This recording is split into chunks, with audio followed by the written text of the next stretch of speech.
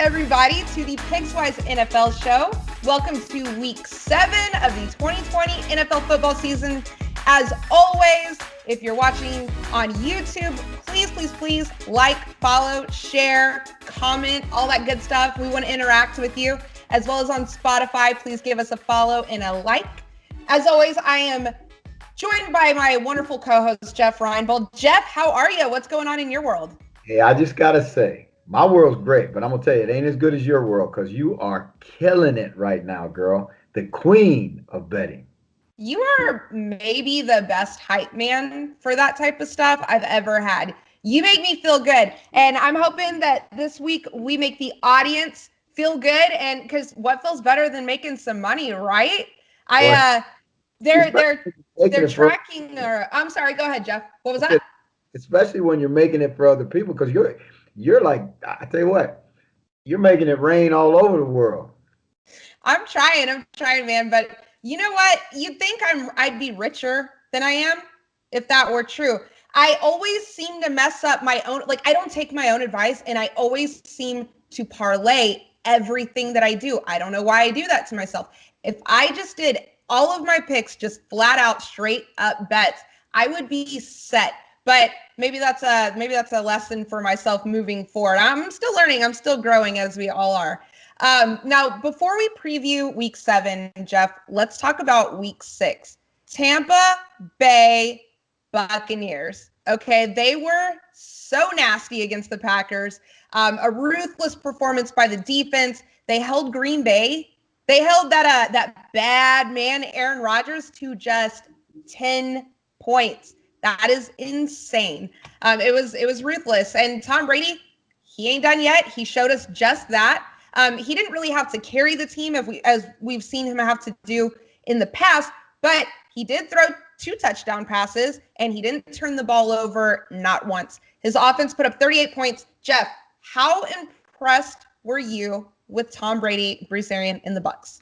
Well, first of all, I'm going to say 2 things. You and I both broke our own rules because you said to yourself, never bet against the angry Tom Brady. And you did it, and you paid the price. And I told myself long ago, don't be betting on the Cowboys because they're going to break your heart every time. And I broke my rule, and I paid the price. I think, that game was amazing because you think about it, when we did the show, Vita Vea we knew was going to be out. But Mike Williams and Godwin were questionable at that time, and they got, that changed a little later in the week. But in spite of all that, the bottom line is that the defense from Tampa Bay absolutely dominated Green Bay. And, one of the things Ndamukong Suh has been streaky on in his career as a pass rusher, but he was dominant inside and had inside pressure. And, he brought a little nasty to the table when he bounced Aaron Rodgers around a little bit. I think he got into Aaron Rodgers' head a little bit. Yeah, Ndamukong Suh is known for doing that. That's kind of his philosophy throughout his career. I have been angry with him many times over the past, I don't know, however long he's been in the league. That dude has done some stuff, but that's what he does. He gets in players' heads, right? So, Jeff, I want to ask you, looking back, hindsight is 2020. Mm-hmm. Do you think that there's any credence to the idea, the notion that maybe Green Bay hadn't played a real defense all year and they kind of got exposed whenever they faced the Bucs? I mean, look, they faced the Vikings, who we know are terrible defensively, right? The Lions, who PFF, Pro Football Focus, has graded as the worst defense in football. At least they did last week. I read that. The Saints, who kind of pick and choose when they're going to play defense. And then my Falcons, who we all know are just horrendous defensively, right? So do you think that maybe we all hyped up Green Bay a little bit too much because maybe the competition hadn't been there? Or do you think that this was just Green Bay having a bad day, and like Aaron Rodgers always says, there's nothing to worry about. Tranquilo, hey, calm down. It's going to be all right. I think a little bit of both, Rach. I think, from the Packers standpoint, they didn't have a good day. They played poorly. And that happens in the NFL. I think their anticipation of Devontae Adams being back, and then he didn't really do much in the game. And then they lost Bakhtiari in the game, and that really hurt him too. So I think, it was a tough one. I think the Packers are still going to win that division. Now, when we look at the other side, the fact of the matter is they hadn't seen a defense that can bring the nasty, like Tampa Bay's defense can bring the nasty. They are really, really playing well. Todd Bowles has done a fantastic job in that place. They've got as good a linebacker core as there is in the league. A young secondary that played together and struggled last year has really found its way. A Gronk sighting for the first time really all year. And so you combine all that with the fact that you, just like you called it, Tom Brady, when he plays poorly, and he did the week before, is going to bounce back. I mean, it's historically proven. So I think it's a little bit of all of those factors. Yeah, it's science, right? It definitely is. And I wanted to mention really quick, you said that we broke all of our own rules last week. I broke an additional rule of my own. I don't know what the hell got into us. So we said we never bet against Tom Brady, an angry Tom Brady, right? Or Tom Brady coming off of a loss. You don't ever like to bet on the Cowboys because she's the prettiest girl in the room until she smiles, and then you see that she's toothless. And then I have another rule that I no longer bet against Nick Foles as a starter. I'm done with him. He ruins my bets every single year. I was 0-4 against betting against him as a starter. Now I am 0-5 because if you remember, I told you that the Panthers were going to cover. They were 2-point favorites. So yeah, somebody's got to check us on that. All right. Never again. We've learned our lesson. Okay. But speaking of the past and our picks from last week, we both went 2-6 against the spread. That's not good. Our overall totals, I have a winning record of 18-14 on the season. And you, Jeff, you just like the Cowboys normally, not this year, but normally sitting right at 500 at the end of the season. You are 16-16. What's up with that? But unlike the NFC East, together as a team, we do not have a losing record. So let's get some people some money previewing the Week 7 games. You ready? I'm ready. Let's go. All right, let's go. All right, Jeff. So we're going to start off with two undefeated teams sitting pretty at 5-0. Yeah, it's Week 7, but they're 5-0. Matchup this weekend with the Pittsburgh Steelers, and they are headed down south to Cashville, Nashville to play the Titans. This game, it opened up as a pick'em. Then the Steelers were 2.5-point favorites, but now they're 1.5-point dogs. I'm not sure what's going on here, but it's a roller coaster. The point total has gone down. It is now 50.5 is what they have the point total set at. Now, here's a quick betting stat for you guys. Not only did the under go 10-4 last week, but the under has also won 9 of Pittsburgh's last 13 games. That's a little food for thought there. The Titans, they found a way to win on Sunday, beating the Texans 42-36. Required a last-minute drive from Ryan Tannehill, sent it into overtime, and boy, did Tannehill deliver. He delivered. I love it. I love what he's doing over there right now, reviving his career, it seems like. Derrick Henry, he did Derrick Henry things. He had a 94-yard run touchdown. I mean, that's just one of many things. You know, he stiff-armed some people here and there, embarrassed some people, posterized some people. It's just another day in the office for Derrick Henry. It was a difficult win for the Titans, but the complete opposite for the Steelers. They obliterated the Browns 38-7. They made Baker Mayfield look like a practice squad player, and now the national media is questioning his job. Jeff, somebody has to lose this game. It's going to be the Titans or the Steelers. Wow, I tell you what, Rachel, this one is, to me, in my mind, it's a pick'em game because these teams are so closely matched. I think the fact that Titans lost their starting left tackle or right tackle in this past week to an ACL tear, he's out for the season. That tends to make me wonder a little bit. Now, then on the other hand, you know, if you look at a team and you just base it on how teams are playing, both teams are playing exceptional football. I would give the Steelers, just basically give the Steelers a little bit of an edge because their defense is more consistently good than the Titans defense is. And the Titans have played a lot of football in the last 2.5 weeks now, right? This has been, they played, won, came back, won on a short week. Now they got to come back and play an undefeated opponent. That's a tough draw. And you've lost a starting tackle. I heard they may get Davis back as a receiver from the COVID list for this game. That would change it a little bit for me. So I think it really comes down to picking the team that you feel most comfortable, that will give you a consistent performance. And you look at the two teams, and I'd say the running of Derrick Henry and Tannehill's ability to make plays. I'm going to give a slight edge to the Titans in this one, and I'm going to take the Titans. I like your pick, and I'm going with the same thing. Love the head coach of the Steelers. Love what I've seen Big Ben do historically. I love the outbreak and the coming out party for Chase Claypool, and that's a fun team to watch. But I'm a sucker for that play action zone blocking scheme. Run the ball heavy, bootleg out the quarterback. It just makes some fantastic throws, and I've seen Tannehill do that, and he just seems to be on a roll. So I'm going to go with the Titans as well to win this game. Now, what do you think about the point total? It's 50.5. What do you think about that? Too high or too low?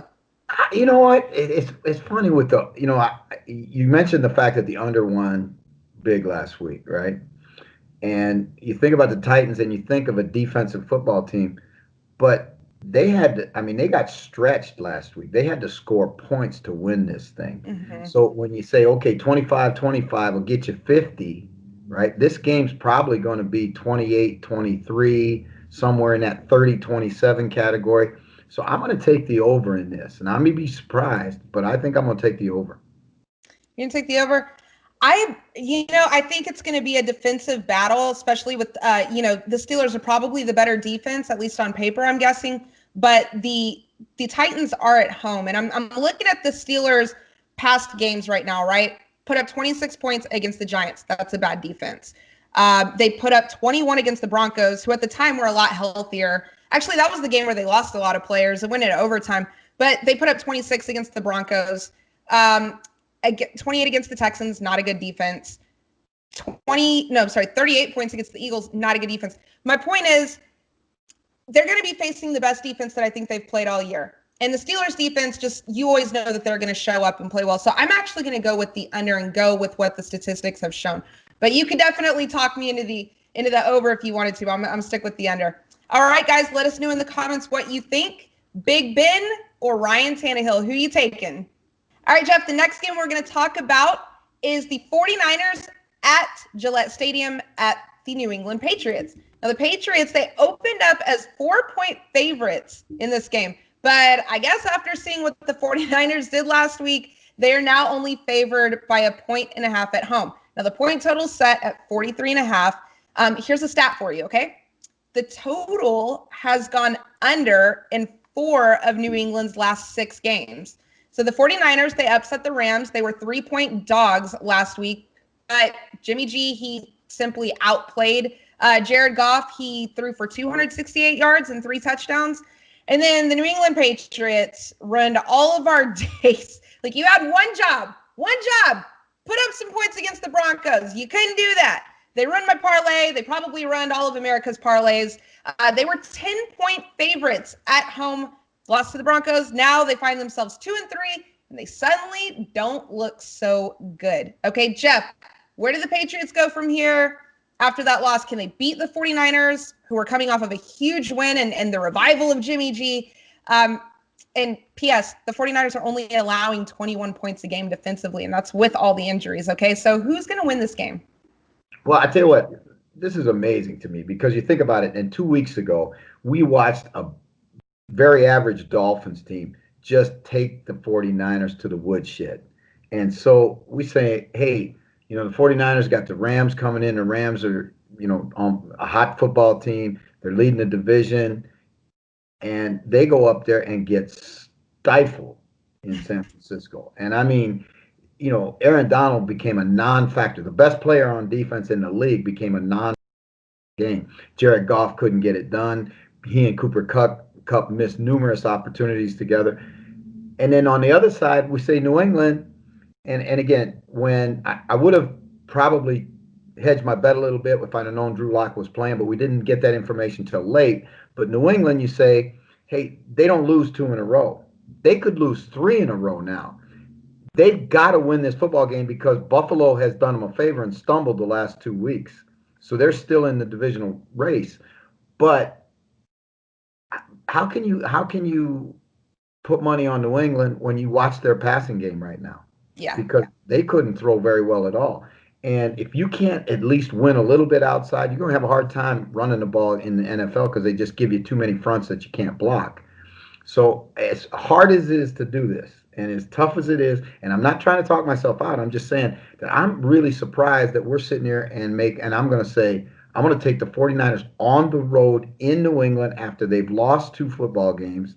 And, Bill Belichick knows Jimmy G because he had him at the start of his career. Yeah. But what we saw last week was a healthy Jimmy G. I think he came back too early against Miami and was playing on one foot. So I'm gonna take the Niners in this game, especially the way the lines moved with that money coming in. Yeah, the line movement is a roller coaster. Here's the thing: Belichick does know Jimmy G, but you know who hasn't forgot about Super Bowl 51? It's gonna be Mr. Shanahan over there in the 49ers. I don't think he's forgot it. I certainly haven't forgot it, and for that reason, I like Jimmy G to continue coming back. When people were questioning his confidence and even talking about replacing him already after that terrible loss to Miami, like you said. I think that they get it done, although it is incredibly weird to think about Bill Belichick losing 3 games in a row. But you know what? Tom Brady ain't there no more. So there's that. I think it's going to be a low-scoring game, though. What do you think? The point total, 43.5. What do you think?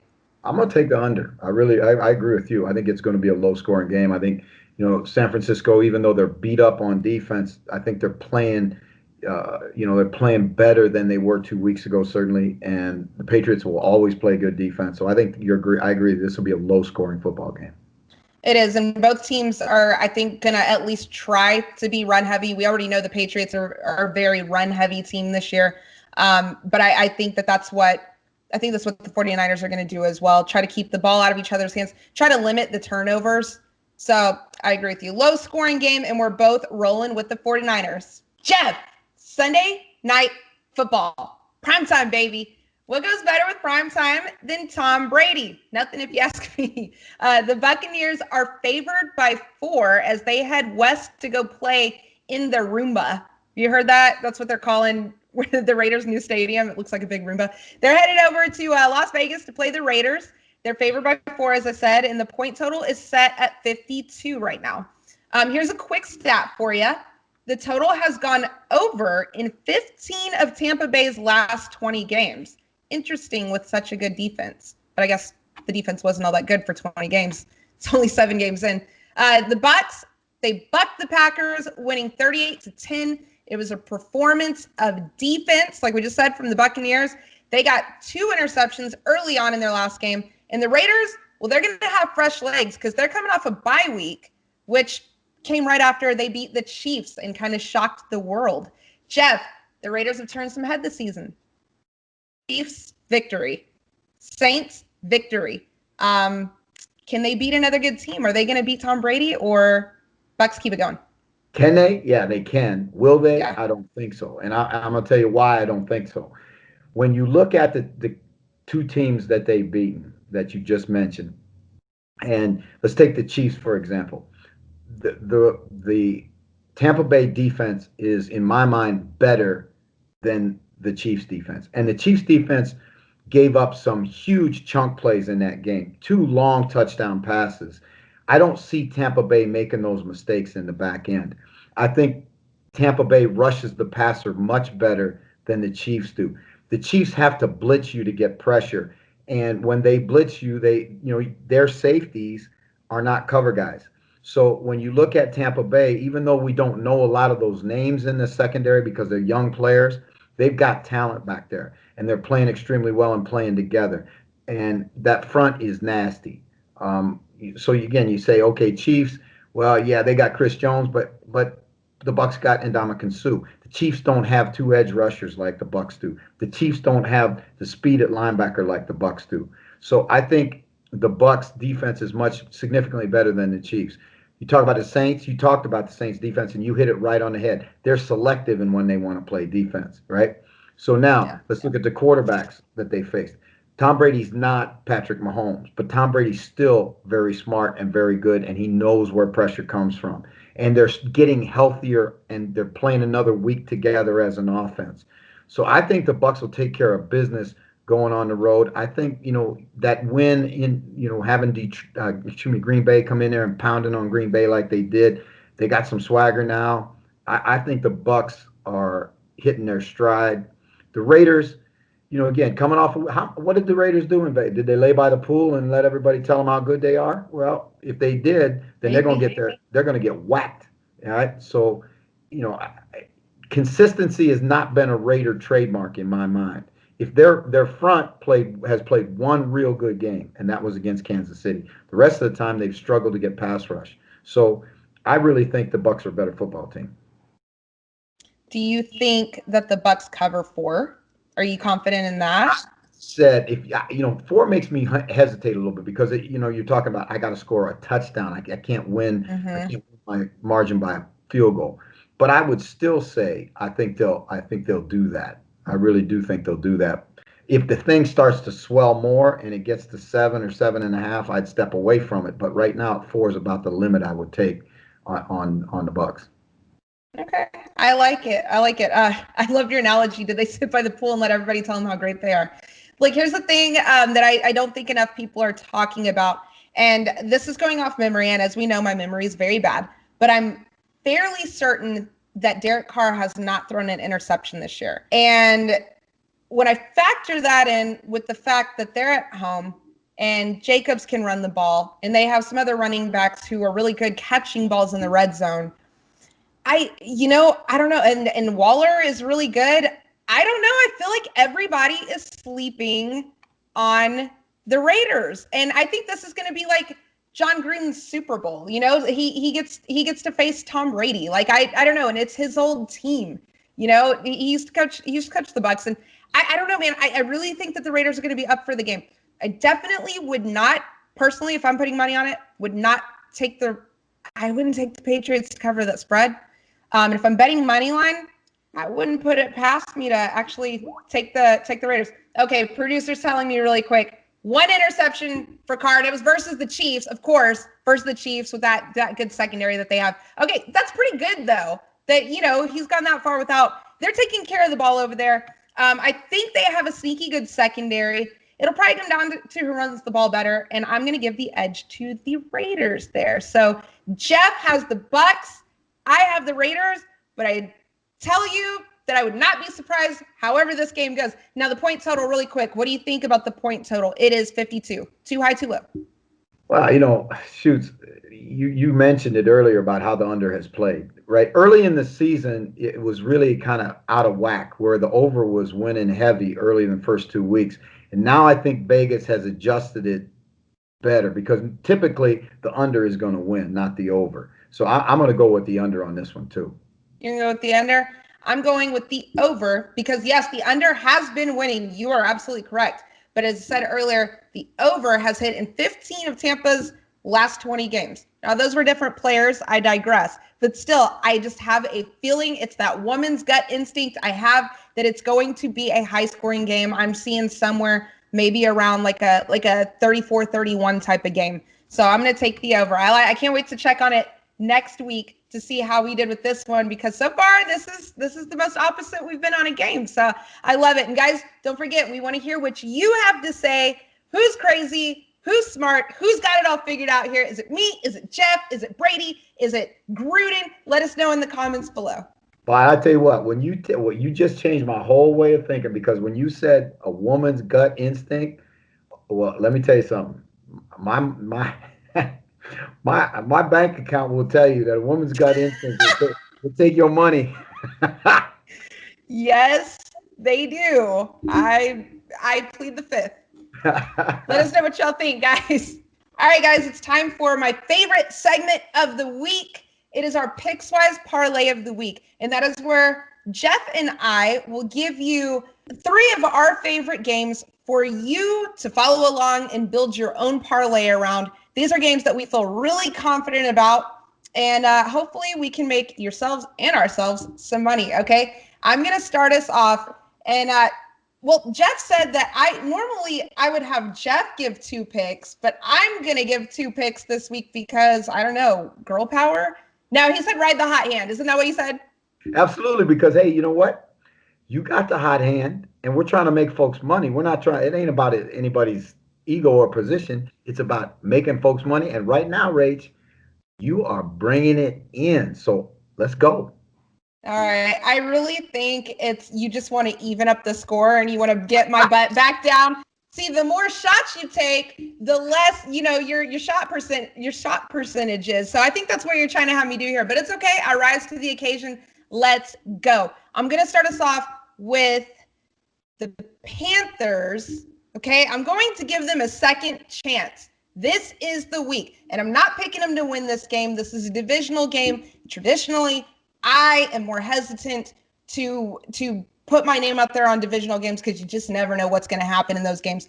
But the Panthers, as of right now, Wednesday on the 21st, the Panthers are 7-point dogs to the New Orleans Saints. And I get that the Saints are at home, blah, blah, blah, blah, blah, whatever. But I just think that Panthers offensive line has been playing really well all season. Their secondary has really shocked me and most people that they've been playing as well as they have. And they've pulled some wins out that I didn't expect them to have. And normally they keep it close even in a loss. So for that reason and that reason only, and the Saints aren't doing anything special. Let's be honest here. They're just not. They're not doing anything spectacular. They're going to be over 500 this year, but they're not doing anything spectacular. So I just don't see them beating them by 7 points. I just don't see it. Take the Panthers to cover 7. Don't touch the money line, though. Okay, and my second game is I have the Packers. They are going to demolish the Houston Texans in Houston, Texas. They are favored by 4. I would take it. I would take money line. I'd take them to cover 4. I would even take a prop bet that Aaron Rodgers throws at least 3 touchdowns because you know who else I don't want to bet against when they're angry and coming off of a bad, nasty loss is Aaron Rodgers. And I live right here in Houston, Texas. I have to cover the Houston Texans for a living. And I have seen Aaron Rodgers do bad things to Houston historically. So I think he is going to have a hell of a game and demolish the Houston Texans. Sorry, Houston. What you got, Jeff? Well, what I got is a suggestion, which is get yourself a pair of glasses with a fake nose and mustache when you go into the facility at the Texans after that prediction. Exactly. You're right. But I agree with you. I agree with you 100%. That's exactly how I feel. Man, you look smart in that. I know, right? But when I look at this, I think you're right on both those calls. And to me, and I know it's a big spread game, but not a prohibitive spread game. I love the Bills over the Jets. I know it's in New York City. I don't think that matters. It could be played in the freezer. It don't matter because the Jets are so bad and getting worse. Joe Flacco is certainly not the answer at quarterback. They've given away all the good players that they've had. The Bills have gotten beat 2 weeks in a row. And you talk about an angry football team. They have reason to be angry, and they have got to win this game. I think it'll be a statement game. How many did they beat the Jets by the first game of the season? 2 touchdowns, if I remember correctly. Well, this is a significantly better Bills team than that, and this is a significantly poorer Jets team at this juncture. So I'm going to take the Bills in that one. Yeah, I'm right there with you on that one. You like them against the spread too, right? Like you want them to cover the spread as well as money line? Yeah, for sure. The game's in New York, but that didn't seem to matter this year, does it? That's a get right game for anybody. So there you have it. That is our Pickswise Parlay of the week. I've got the Panthers covering 7 against the Saints. Aaron Rodgers by himself against the Texans for sure. And Jeff has the Bills getting right over the Jets. That's your Pickswise Parlay of the week.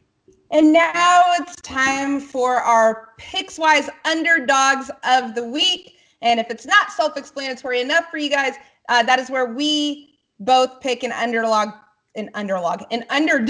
that we like this week in the NFL. And I'll go ahead and start us off real quick and clean with mine. I'm going for my second week in a row Joey Burrow, he is at home against the lackluster, could only put up 7 points, having a quarterback whose job is in jeopardy, it seems like right now. Looking Cleveland Browns, okay? The Bengals are 3.5-point dogs at home against the Cleveland Browns, and I don't see it. I don't get it. Like I said before, Cincinnati's defense is learning slowly, but they're learning how to put it together over there. Joey Burrow, each week I expect to see growth from him because he is a winner, and I do believe that's what he's going to do in this league. Last week, he turned a lot of heads, shocked a lot of people in his performance, and yeah, I'm taking the Bengals at home. I'm telling you that they're going to beat the Browns. Who you got, Jeff? Well, I like your choice when we were building the parlay, and you laid it out for the bettors, and you laid it out for the viewers about Carolina and New Orleans. New Orleans plays selective defense. They should be better than that. They're not. The offense still has not uncorked it like everybody thought they were going to coming into the season. You see some of the age starting to show on Breeze. Carolina has played consistent, good defense. They kept every game close. Teddy Bridgewater's going back to New Orleans, a team he knows very, very well. So I think there's a lot of reasons why Carolina, well, they may not win the game. I certainly think they're going to cover. So I'm going to take them as my dog of the week. Well, you already know that I agree with you there. So there you have it. I have Joey Burrow and the Bengals defeating the Browns at home.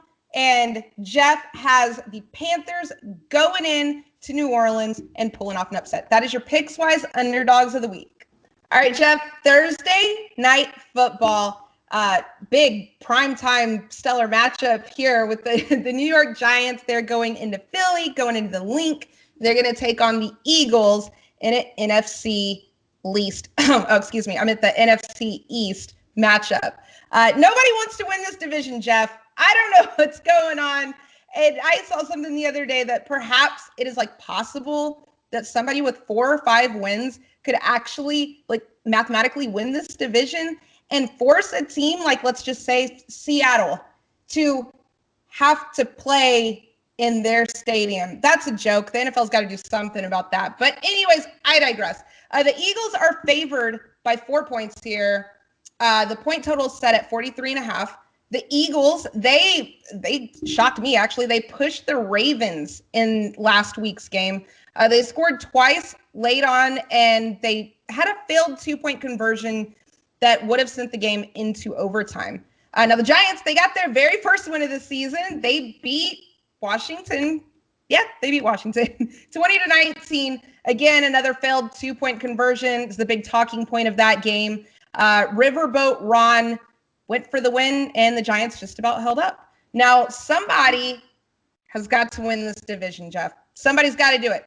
Cowboys are struggling with Andy Dalton. This looks like a huge game. Maybe Philly could get ahead here. What do you think? How do you see this game going? Well, it's a huge game. You're exactly right, because in a nasty, funky, nasty division, getting 2 wins, I'm not saying that's going to win a division, but you're at least got a chance. And when you look at these two football teams, this is an arch rival game. Now, next to the Cowboys, the Eagles hate the Giants more than anybody. Yeah. And you look at history, go back to the miracle of the Meadowlands, when all the Giants needed to do was take the snap and take a knee, and they win the game, and they fumble the snap, and Herman Edwards picks it up and runs 30 yards for a touchdown for the Eagles to win it with no time left on the clock. And then the next time you think about this game, the Giants, all they got to do is cover a punt to Deshaun Jackson, and he takes it back 80 for a touchdown to beat them. So the Giants have had their hearts broken numerous times by the Eagles in this game, but I don't think this is going to be one that goes that way. I'm gonna take the Giants here, and I think they'll cover. I think the win last week was huge for them, and I'm going to take the under too, because I think they play pretty doggone good defense.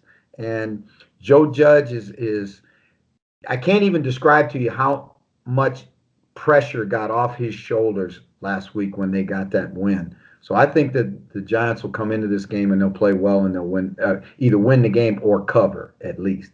Yeah, I think Danny Dimes is definitely playing for his his job so early on in his career. But that's at least what I'm hearing coming out of the New York media. So kind of bizarre there. But I have to disagree with you here because of mainly three things.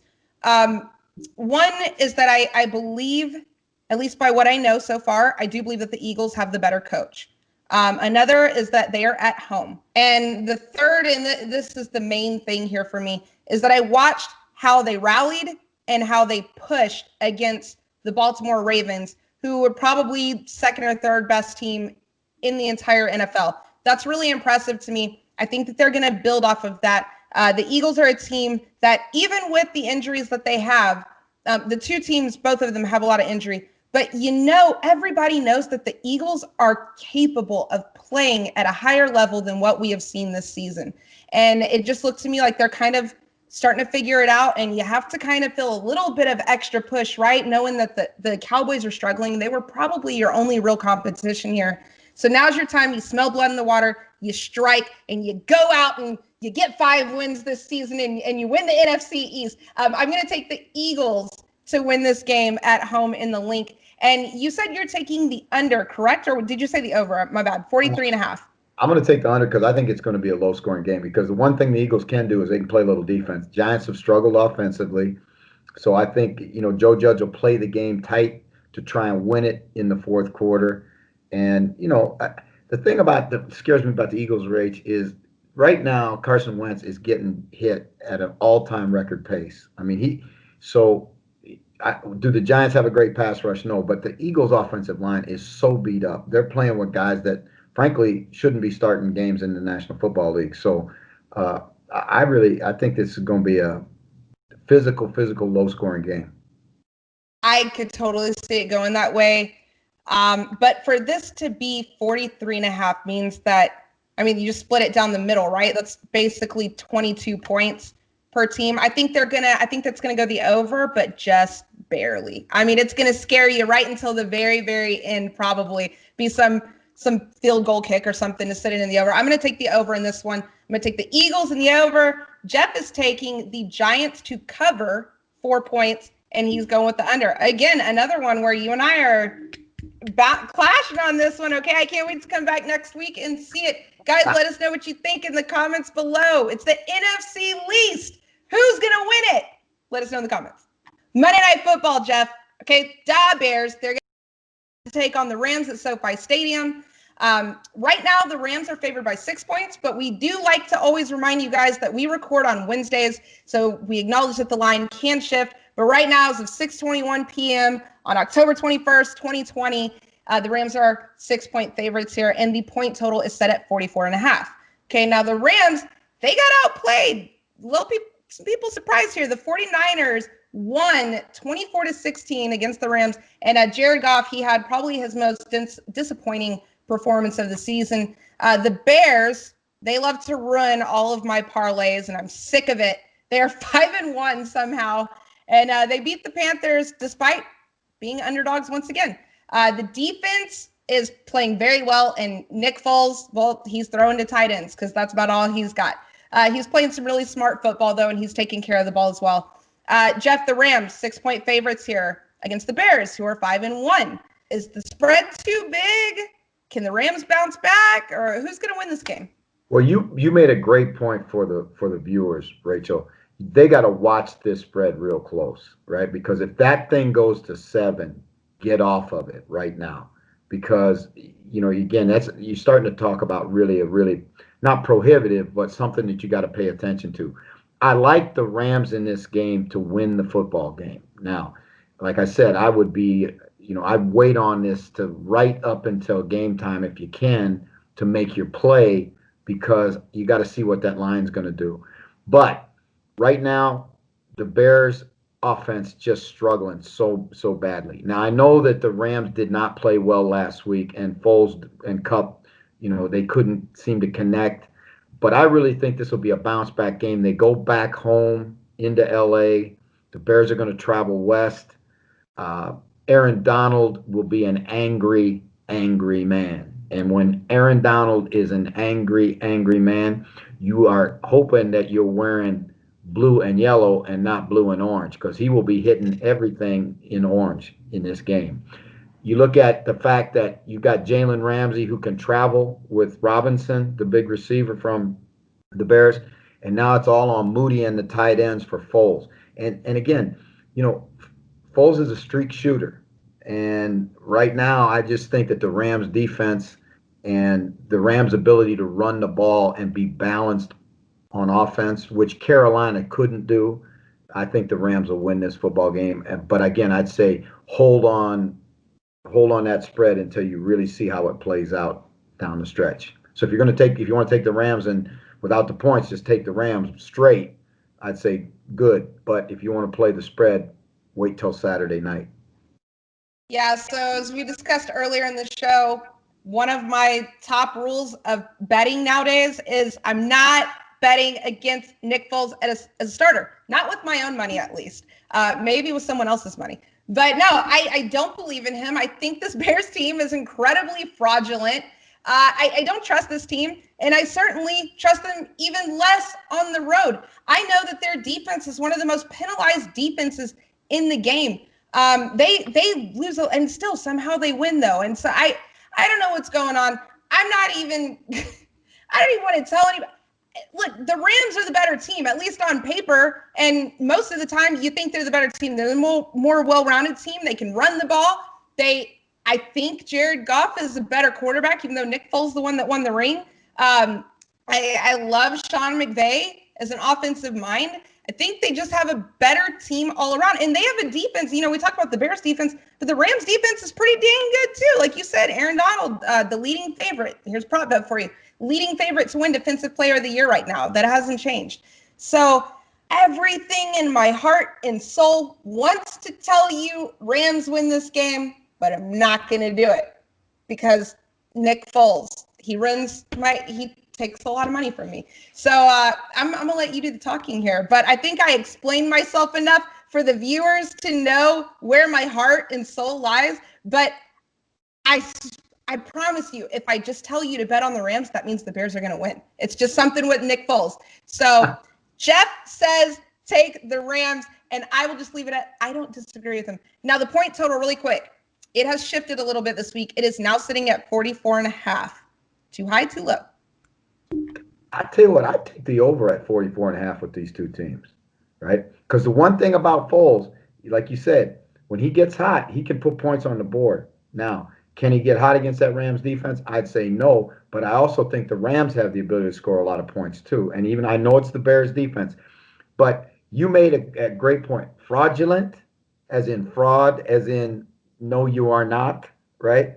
And I just can't see the Bears as a 5-1 football team. And I know Bears fans are going to get upset about that, but who have you beat? Really, yeah. Who have you beat? And now you got to go and play a good team that's coming off a loss at home, right?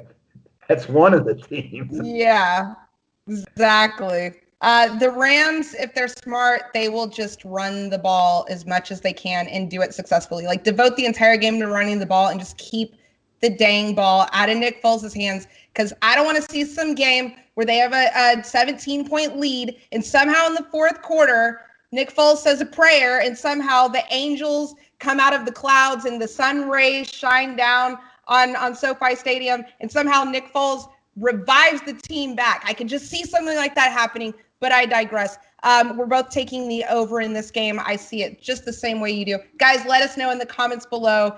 Is Nick Foles going to win another Super Bowl somehow as a backup with the Bears, or is it Jared Goff, Sean McVay, and company in LA? Before we go, it is time for our lock of the week, the Pickswise lock of the week.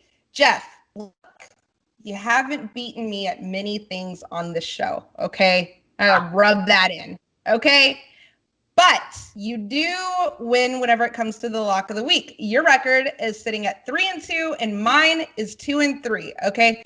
So I got to come back. I'm going to have a comeback game here. And you might think that I would go with the Green Bay Packers, but alas, I will not. I'm going to shock you a little bit. A lot of people are riding high on the Arizona Cardinals after what they did to the Dallas Cowboys. But listen, people, don't do it, okay? Trust in Russ. That's the new hashtag of the season. It used to be let Russ cook. No, it's trust in Russ. And let me tell you something.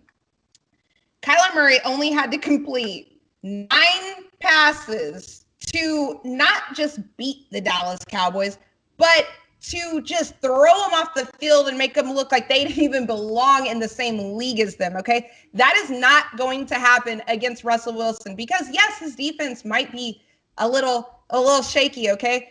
But Russell Wilson is going to make it happen. That dude is on another level, just like we said at the beginning of the year, MVP caliber, and he gets up for every game, and he will never overlook any team. And Kyler Murray is going to have to complete a lot more than 9 passes to keep up with him offensively, and it ain't going to happen. The Seahawks are going to beat the Cardinals. Book it. And if you want a little side bet, take the Green Bay Packers to beat the Texans. Book it. Jeff, what you got for us today? Well, I like that, and I like your conviction, and I like you throwing a little side bet action at the fans. But I'm going to go back to the Big Apple, and I'm going to say that those Bills are going to beat the dog stew out of the Jets, and I mean it's going to be a bloody affair. Now, if you talk about that spread, and I know it's a big spread, but all right.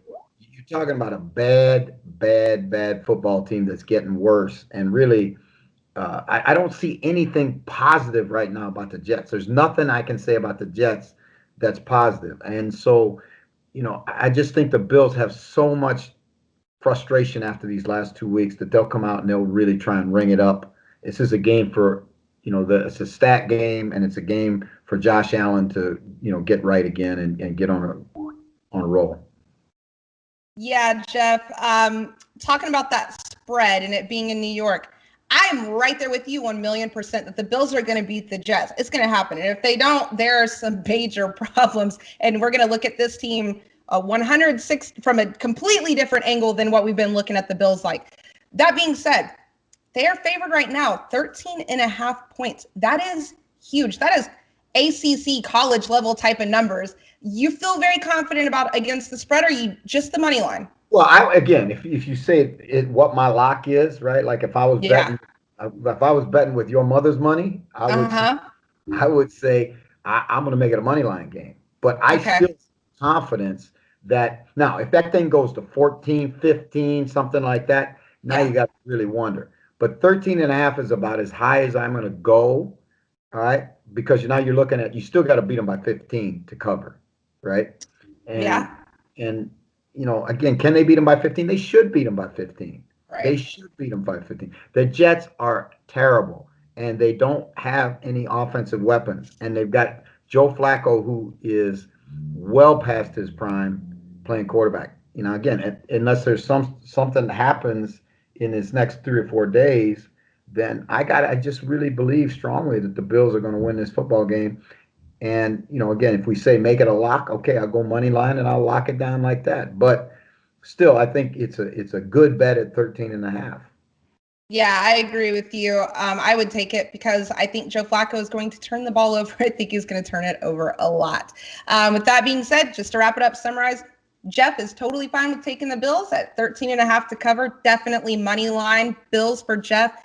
And for myself, I gave you the little side bet right there. The Packers definitely, they're favored by 4 against Houston.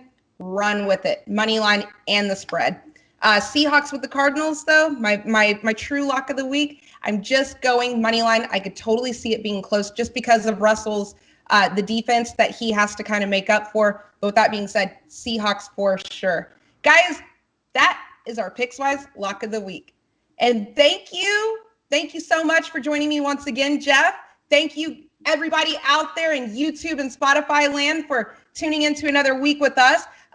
We'll be back for a week 8 preview. Hopefully we'll be eating, but a week 8 preview of the NFL season. And man, time flies when you're having fun, right, Jeff? Absolutely, girl. Absolutely. All right. Thank you so much for your time. And everybody, best of luck with your bets. And remember, always gamble responsibly. Have a great week.